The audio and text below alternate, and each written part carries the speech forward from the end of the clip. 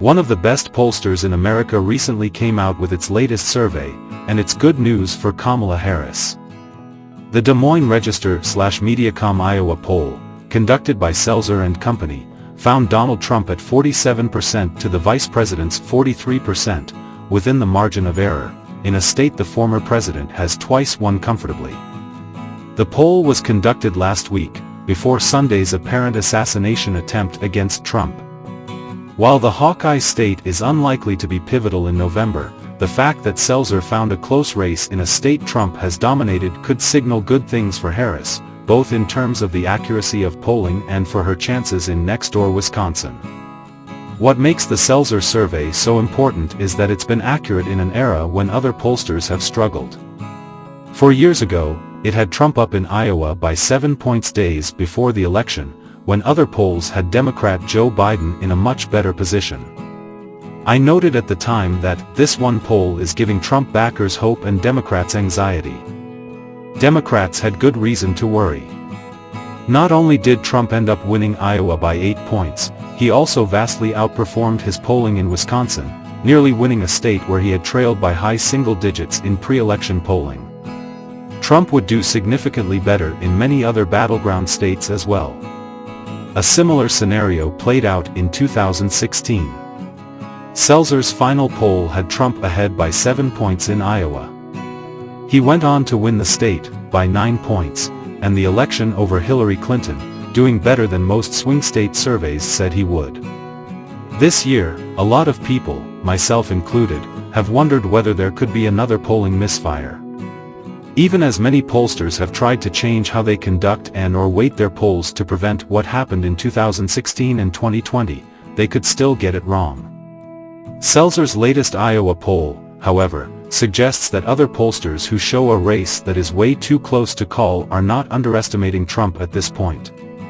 The result also makes sense when you look at the numbers coming out of neighboring Wisconsin, which has comparable demographics. Wisconsin is one of the 7 battleground states where the polling remains tight. Harris, though, has received some of her best polling from the Badger State. The most recent poll from the reputed Marquette University Law School put Harris at 52% to Trump's 48% among likely voters. An average of recent polls from Marquette, CBS News/YouGov and CNN/SSRS has Harris up by 4 points. A 4-point advantage is not wide and can easily be overcome by Trump, but it stands out among the other key swing states. Harris and Trump tend to be closer in the other 6 battleground states, Arizona, Georgia, Michigan, Nevada, North Carolina and Pennsylvania. Moreover, the 4-point Harris edge is better than Biden's winning margin in Wisconsin in 2020, 0.6 points. That result fell well short of the lead he had in pre-election state polling. The Badger State polls also overestimated Clinton 4 years earlier to such an extent that she became the first Democrat to lose Wisconsin since 1984. The fact that the Selzer poll is indicating a similar shift in Harris's favor in Iowa makes me think the Wisconsin polls may be on to something. Now, a win by Harris in Wisconsin would not guarantee her victory by any stretch.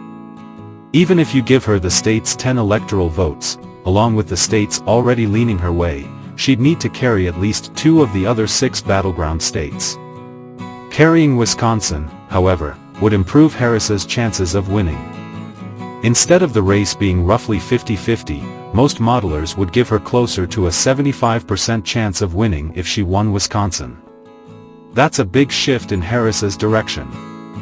Still, a 75% chance of victory is not a guarantee of anything. Trump's chance of winning would basically be the equivalent chance of a coin landing on heads in 2 consecutive tosses.